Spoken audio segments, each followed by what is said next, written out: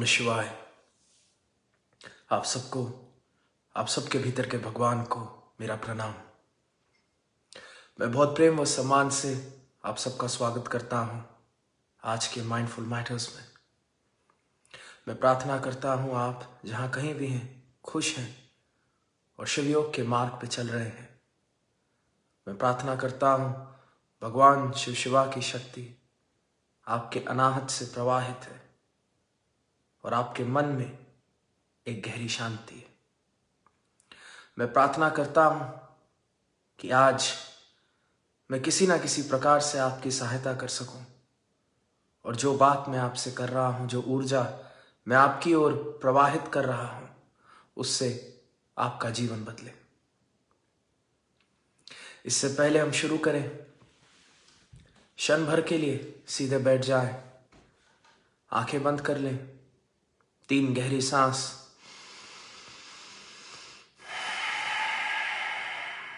दो गहरी सांस, जितनी गहरी ले सकते हो।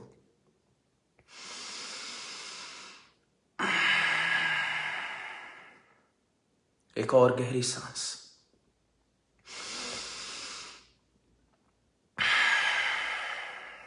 मनी मन भाव। धन्यवाद भगवान शिव शिवा का, सभी सिद्धों का, जिनकी शक्ति से मेरा हर कण शिवमय हो रहा है।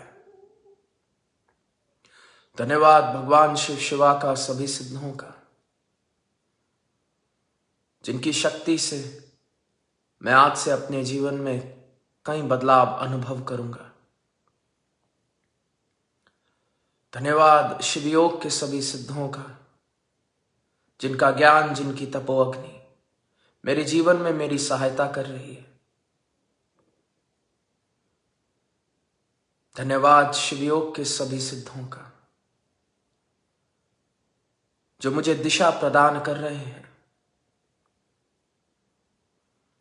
धन्यवाद उस दिव्य ऊर्जा का जो मेरे भगवान से मेरी ओर प्रवाहित है। धन्यवाद मेरे भगवान का उस सुख के लिए, उस स्वास्थ्य के लिए, उस संपन्नता के लिए जो आज से मैं अनुभव करने वाला हूं। गहरी सांस भीतर,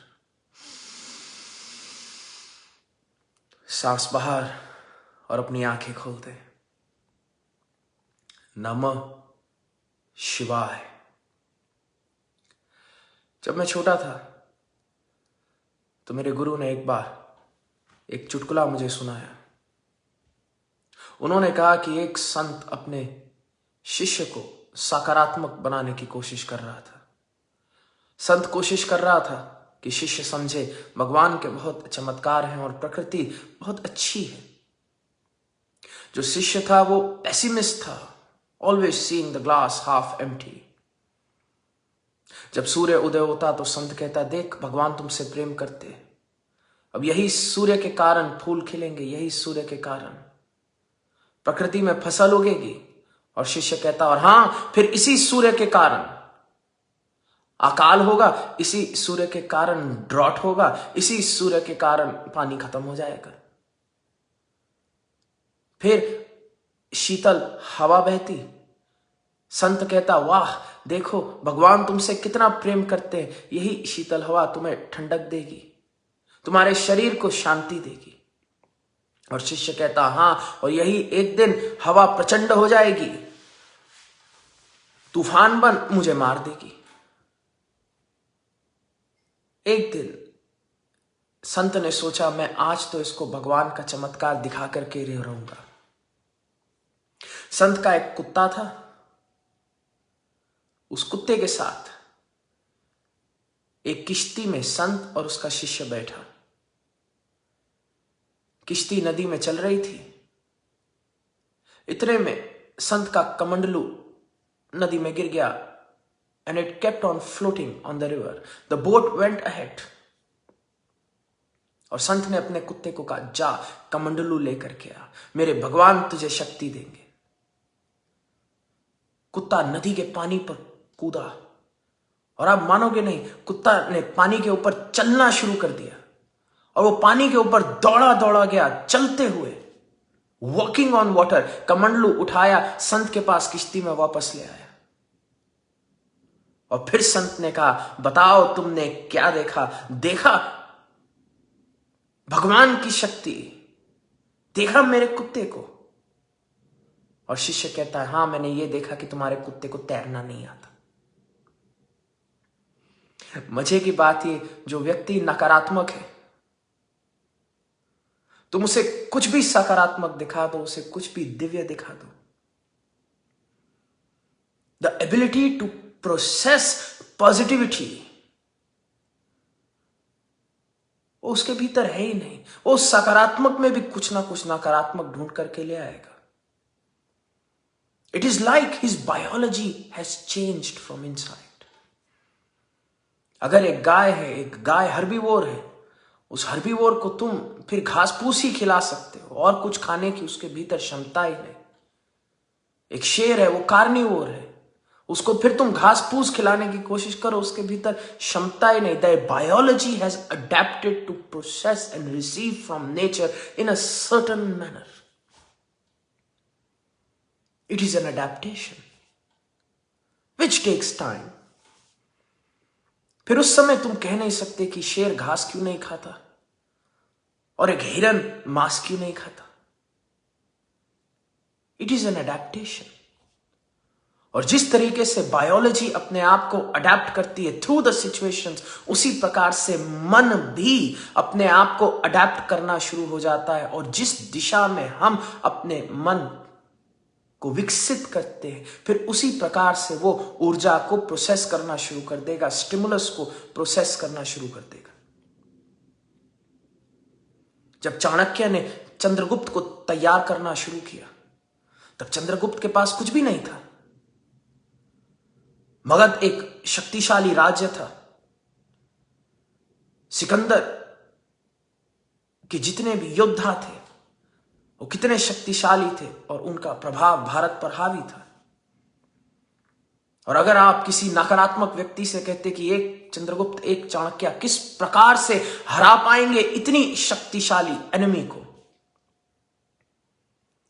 लेकिन चाणक्य जानता था, I don't need to defeat the enemy when the enemy can defeat itself. कि मुझे कोई जरूरत नहीं सामने वाले को हराने की, सामने वाला खुद अपने आप को हरा सकता है। और चाणक्य के पास दो उपाय थे, चाणक्य नहीं थी, डाउट एंड डिसेप्शन। चाणक्य क्या करता? अपने गुप्तचर तैयार करता, his spies, and he would send them to the enemy camp।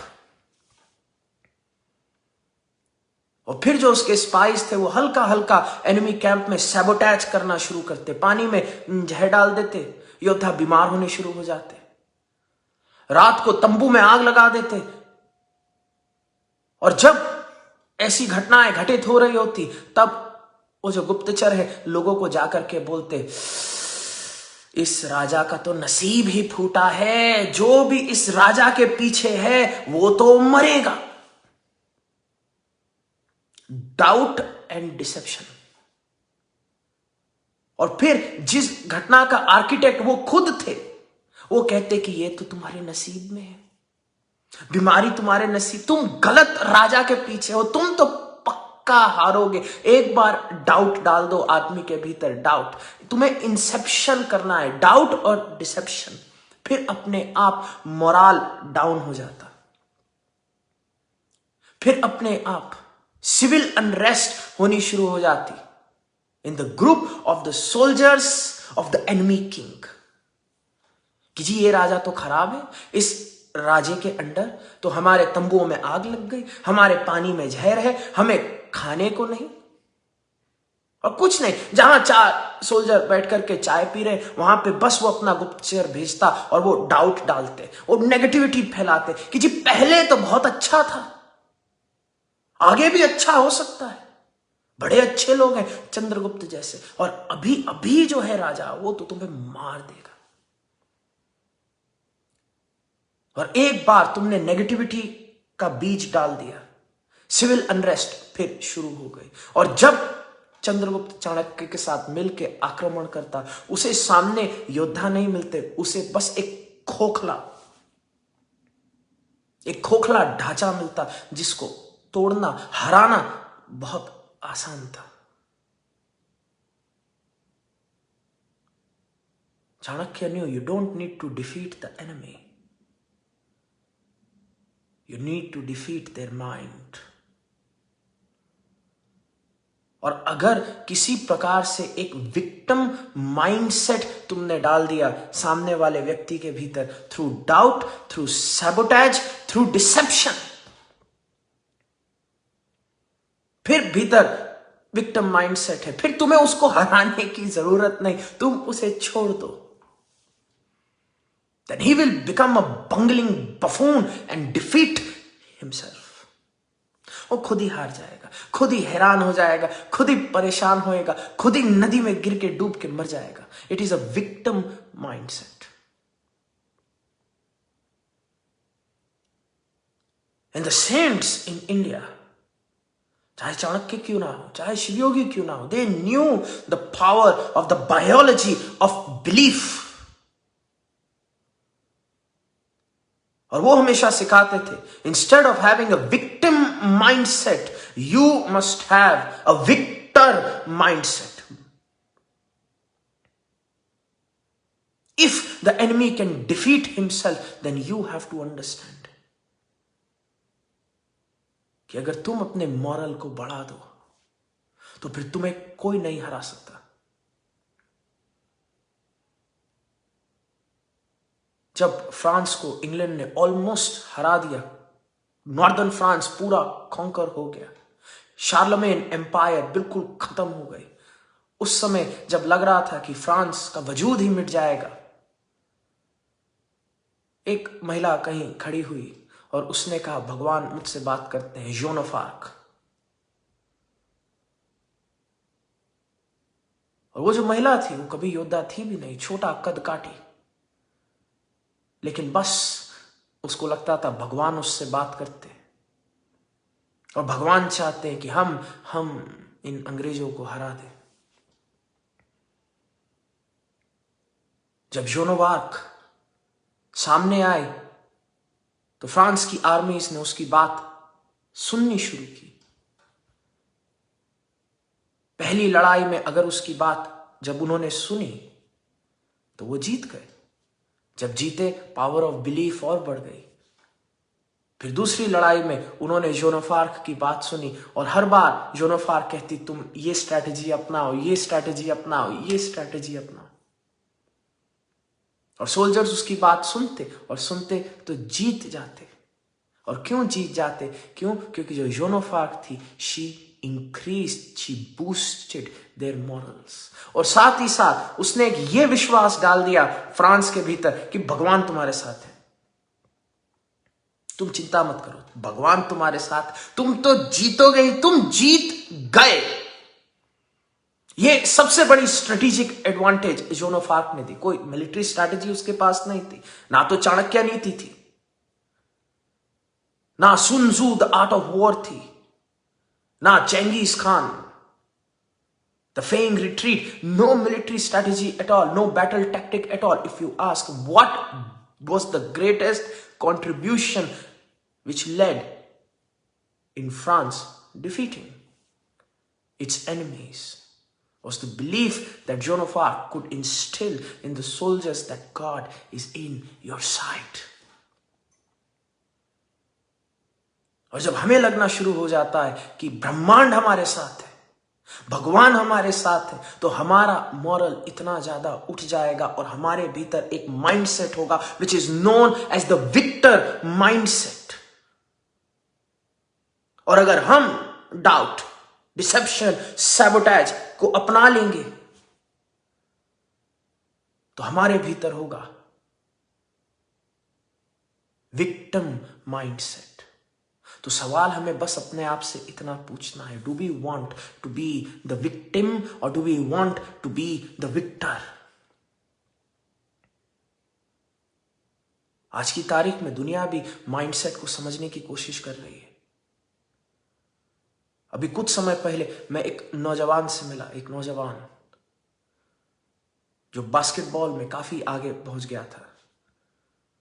And he was a young man who was heading towards a great career in the NFL.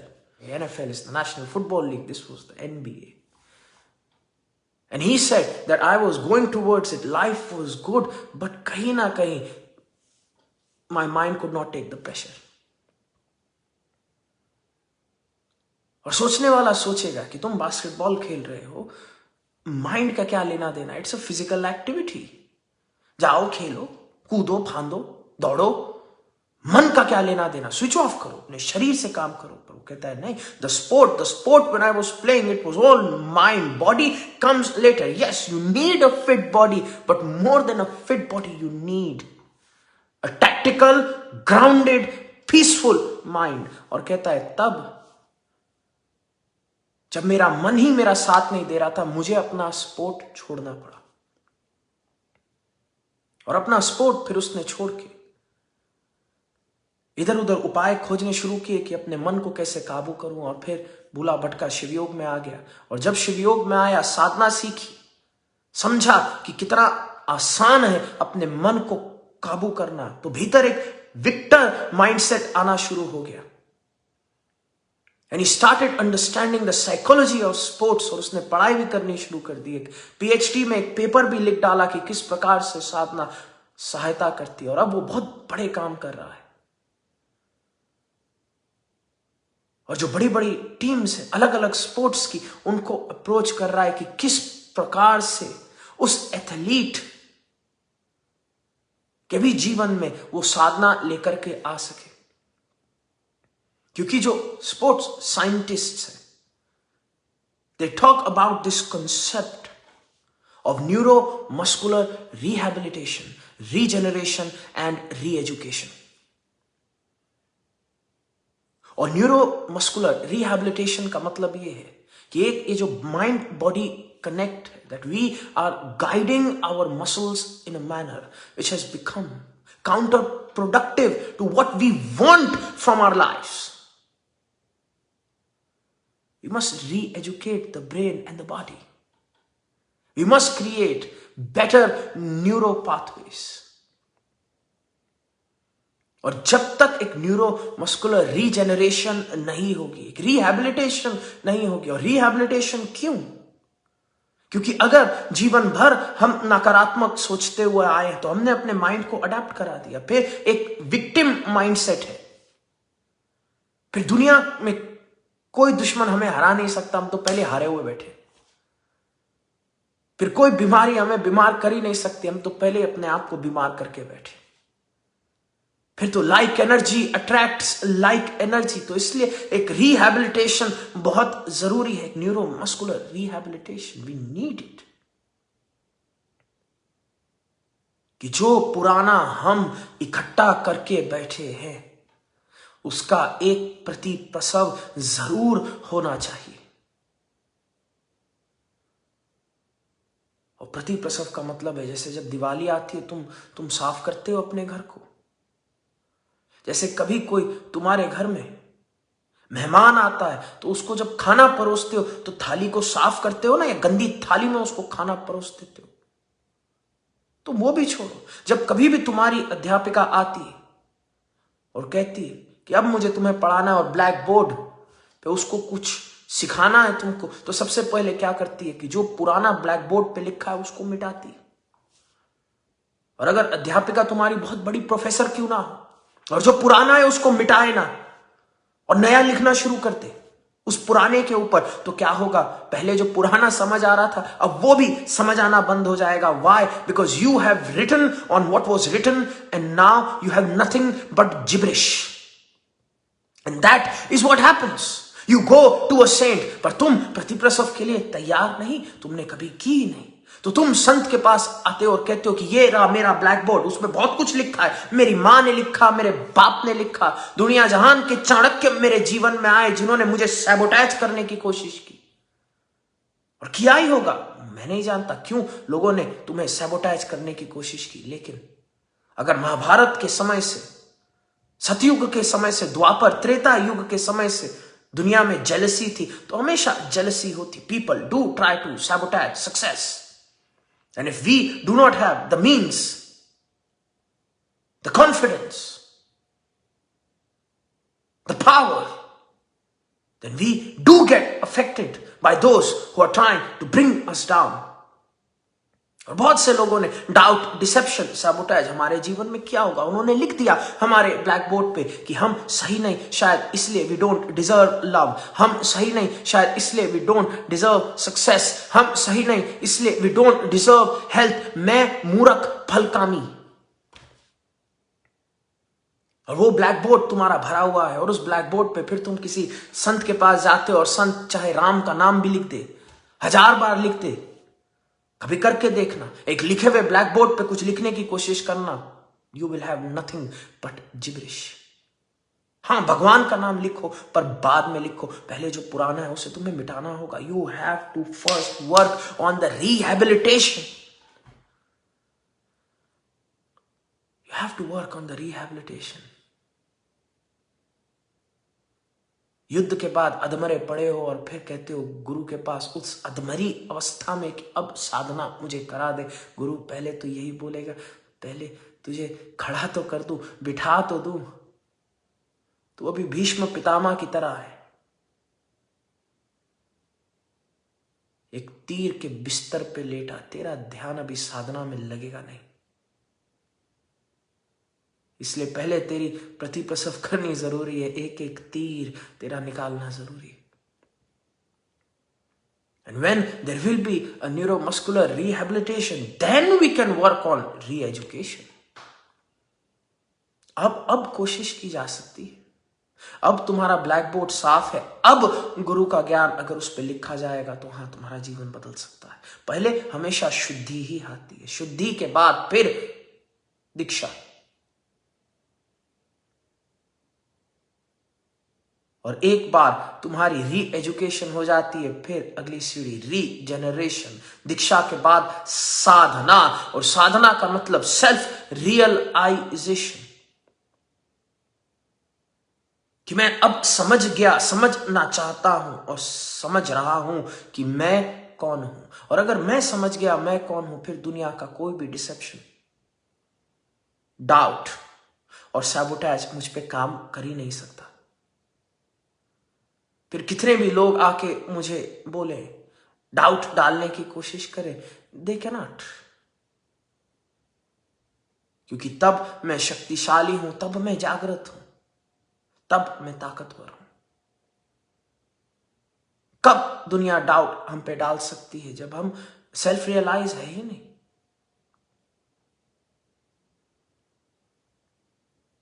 Greek history में एक युद्ध हुआ था, द बैटल ऑफ ट्रॉय. और कहते हैं कि Troy की जो दीवारें थी उसको एक ग्रीक गॉड हपेस्टियन ने खुद बनाया था. वो दीवारें अभेद थी. और जब ट्रॉय के ऊपर आक्रमण हुआ, बहुत कोशिश की कि किस प्रकार से सीज और आर्टिलरी का इस्तेमाल करके, जो प्रिमिटिव आर्टिलरी रही होगी, कि ट्रॉय की दीवारों का भेदन हो. और कोई भेदन कर ही नहीं पाया. और फिर उन्होंने कहा, if we can not win by power, let us use doubt and deception. And how did they use doubt and deception? बहुत आसान. जो योद्धा आक्रमण कर रहे थे, उन्होंने एक घोड़ा बनाया लकड़ी का और कहा कि जी तुम तो इतने महान हो, तुम इतने अच्छे हो, तुम जीत गए, ये घोड़ा तोहफा, हम जा रहे हैं तुम्हें छोड़ छाड़ के, तुम जीत गए.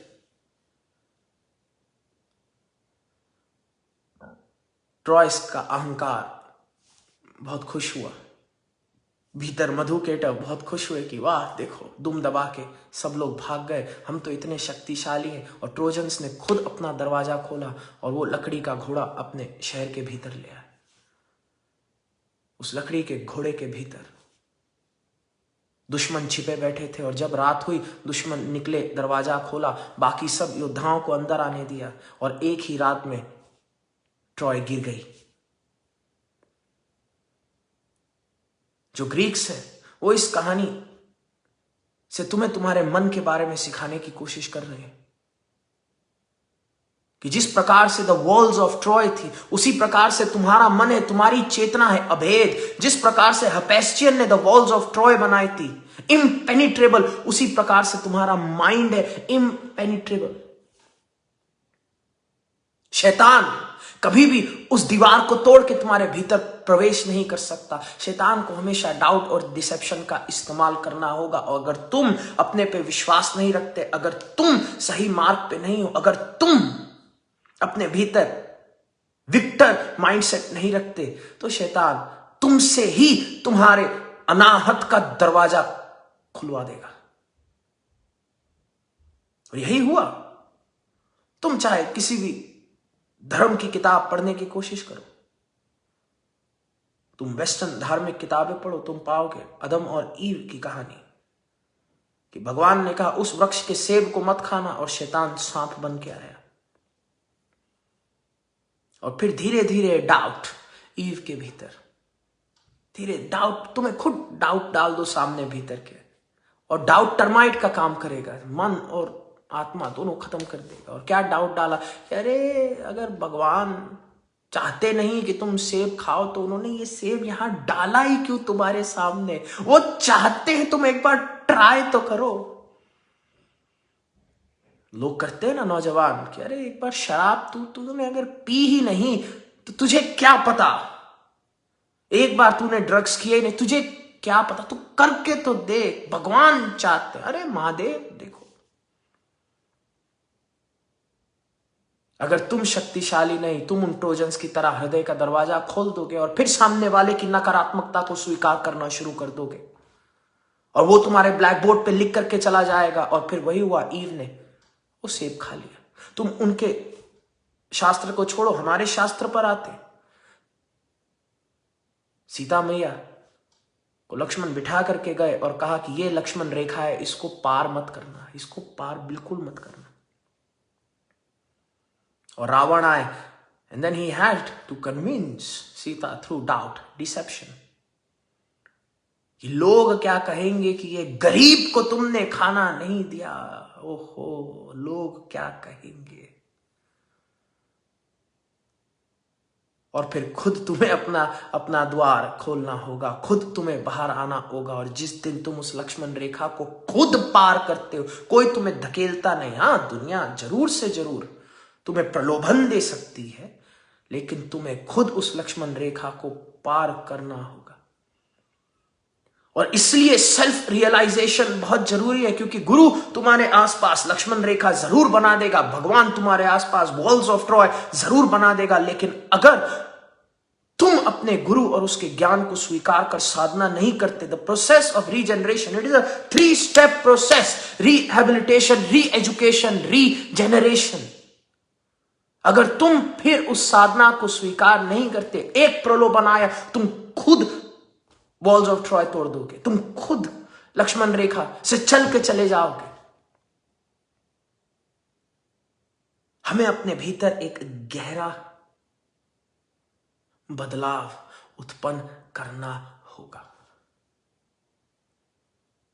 और गहरे बदलाव का मतलब सेल्फ रियलाइजेशन, कि अब मैंने साधना कर ली, now I have adapted to a different energy. अब मुझे पता है कि तुम चाहते क्या हो, what do I want from my life, मैं यहां क्यों आया हूं। और तब राह चलता कोई भी भिखारी मेरी दिशा नहीं बदल सकता मुझे कह कि लोग क्या कहेंगे तुम्हारे बारे में। तब अखबार में छपा इश्तेहार मेरी सोच को नहीं बदल सकता मेरे बारे में, that I am a victim. I am not a victim, I am a victor. God is on my side, Mahadev मेरे साथ खड़े हैं, भगवान मेरे साथ खड़े हैं। It is the morals that make you win the battles, and it is you who makes you lose the war if you want. और ये तुम्हें मैं कोई मंदड़क बात नहीं बता रहा है, ये तो बैटल स्ट्रेटजीज है, ये तो हिस्ट्री है, ये तो ह्यूमन साइकोलॉजी है, ये तो बायोलॉजी ऑफ बिलीफ है। और आज की तारीख में this is the sports science, that is what at that time they were warriors, today they are athletes, and the athletes are taught Victory begins in the mind. और इसलिए जो व्यक्ति शिविर में आता है, वो व्यक्ति पहले ही सोच के आया है कि अब तो मैं जीत गया। जिस प्रकार से जॉन ऑफ आर्क के पीछे जो योद्धा था, he knew he has won। उसी प्रकार से जो व्यक्ति शिविर में साधना करता है, वो जानता है कि अब ये जो प्रोसेस है ऑफ रिहैबिलिटेशन, रीजेनरेशन, री एजुकेशन, अब मैं इस प्रोसेस के लिए तैयार हूं। हे शिव शिवा, पूर्ण समर्पण। और इसलिए उसका जीवन भी बदलता है। और हाँ, शिविर कठिन है, बिल्कुल कठिन है। क्यों कठिन है? क्योंकि शैतान ने कितने 100 साल लगा के तुम्हारे भीतर डाउट और डिसेप्शन डाल दिया। और क्या सैबोटाज डाला तुम्हारे कल्चर में, क्या सैबोटाज डाला कि अरे तुम्हें साधना की जरूरत कहाँ, तुम तो जाओ कृपा लेकर के आ जाओ। और कृपा का क्या मतलब है कि एक साधक कई दिन लगाएगा, बहुत मेहनत लगाएगा कहीं जाके दर्शन करने के लिए, कि 2 मिनट का मैं दर्शन कराऊं, मेरा जीवन बदल जाएगा। लेकिन अगर उसी साधक को बोलो, ये जो तूने 10 दिन लगाए दर्शन के लिए, ये 10 दिन लगा साधना के लिए, अपने भीतर प्रवेश कर, और जितने भी डाउट्स लेकर के बैठा है उन्हें त्याग, अपनी न्यूरोप्लास्टिसिटी की प्रक्रिया का इस्तेमाल कर, तो शायद उस साधक के लिए कठिन हो जाएगा। क्योंकि वो बोलेगा कि क्या 4 दिन 5 दिन आप मुझे बिठा करके रखोगे, सुबह से शाम तक आप मुझसे मेरे पे मेहनत कराओगे, ये तो बड़ा मुश्किल है।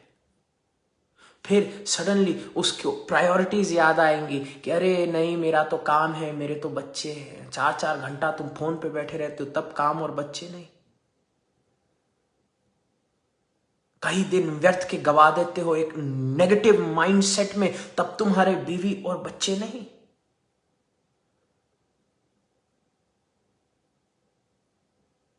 अगर सही मायने में काम है, बीवी और बच्चे हैं, then you must understand they deserve better. They don't deserve a morally ambiguous human being that is filled with doubts and insecurities. Because if such is the head of the family, how will the family be? For they will look at you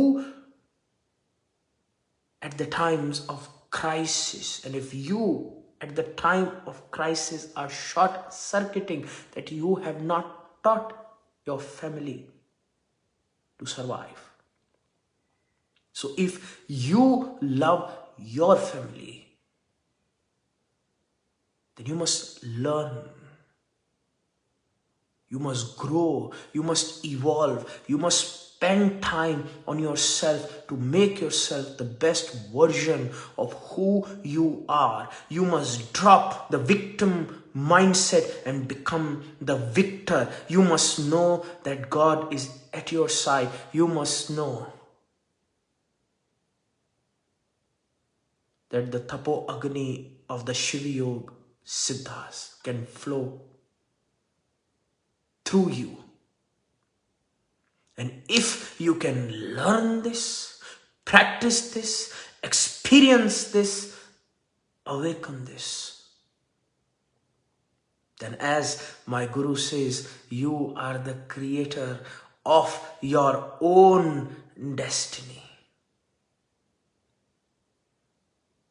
So हे प्रिय, अगर तुम्हें हर जगह हर चीज नकारात्मक लगती है,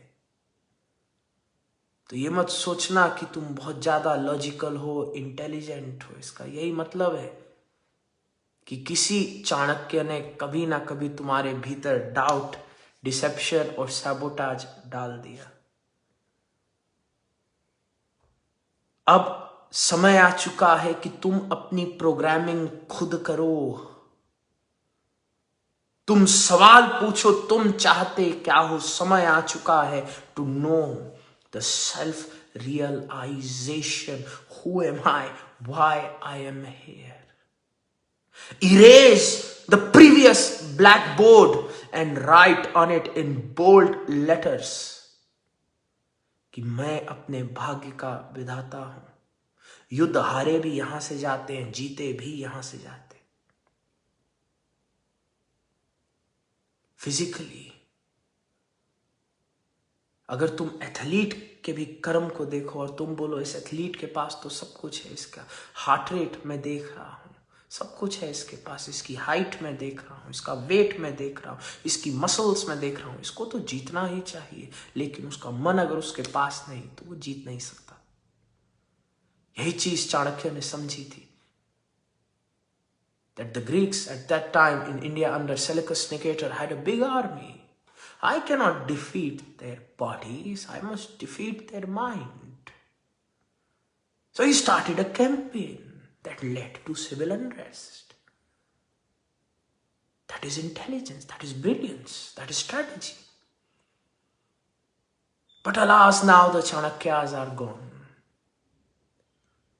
The one who would use such brilliance for positivity. Now it is just you and me and the whole world around you. Not caring for what you do with yourself, with your own body or your family. At that time, you cannot let anybody else pull you out from your Lakshman Rekha, from your confidence, from your sense of self. You must learn to be strong. You must know who you are. You must become the victor. If you don't become the victor, then somebody will make you a victor. Most definitely, certainly, they will make you a victor. फिर दुनिया आके तुम्हें बोलेगी, अरे तुम तो महिला हो, तुम तो कमजोर हो, तुम तो बच्चे हो, तुम तो कमजोर हो, अरे तुम तो फलाने स्टेट के हो, तुम तो कमजोर हो, तुम तो गरीब हो, तुम तो कमजोर हो. Become the victor, and if you do, then the whole world will follow you. और यही मेरी प्रार्थना है आप सबसे, यही मैं चाहता हूं कि आप सबके जीवन में एक विक्टर माइंडसेट आए. आप सब दुनिया की सकारात्मकता को अनुभव कर सके, पचा सके. और अगर आप अपने आप को इस प्रकार से अडेप्ट कर लेंगे, जिस प्रकार से एक हर्बीवोर केवल घास खा सकता है, एक Shivyogi somehow he can only digest the positivity and success. और ऐसे व्यक्ति को जब आप देखोगे, आप पाओगे, अरे इसके जीवन में तो सब अच्छा हो रहा है, अरे इसकी पत्नी तो इसको देख के मुस्कुरा रही है, अरे इसके बच्चे तो कितने सफल है, अरे इसका शरीर तो कितना स्वस्थ है, अरे ये तो साधना में कितना गहरा जाता है, अरे he has adapted his body in such a beautiful manner that is the only thing he accepts and digests. You can know that. हमारे एटमॉस्फेयर में कितनी गैसेस हैं, लेकिन पत्तों के भीतर का क्लोरोफिल केवल कार्बन डाइऑक्साइड को भीतर लेता है, नाइट्रोजन को नहीं लेता. उसने अपने आप को अडेप्ट ही ऐसे कर लिया. उसी प्रकार से एक शिवयोगी है. तुम्हें क्या लगता है, एक शिवयोगी की जेठानी नहीं, एक शिवयोगी के आसपास लोग नहीं उसको सैबोटाइज करने के लिए बहुत है, लेकिन उसके पत्ते के भीतर जो उसके गुरु ने संजीवनी शक्ति डाल दी, अब वो अपने भीतर ब्रह्मांड से केवल दिव्य ऊर्जा लेता और बाकी सारी धरी की धरी रह जाती. फिर उसके मन के द्वार पे उसके गुरु द्वारपाल है. You are the creator of your own destiny. It is time to erase the blackboard and write something beautiful, write something powerful, write something amazing. Become the victor. You deserve it. It is time for the self-realization. To rehabilitate, re-educate, and regenerate your mind. Bless you. आप सबके भीतर के भगवान को मेरा प्रणाम. एक बार फिर मिलेंगे अगले हफ्ते इन माइंडफुल मैटर्स। और साथ ही साथ जाने से पहले be the victor and help others be the Victor.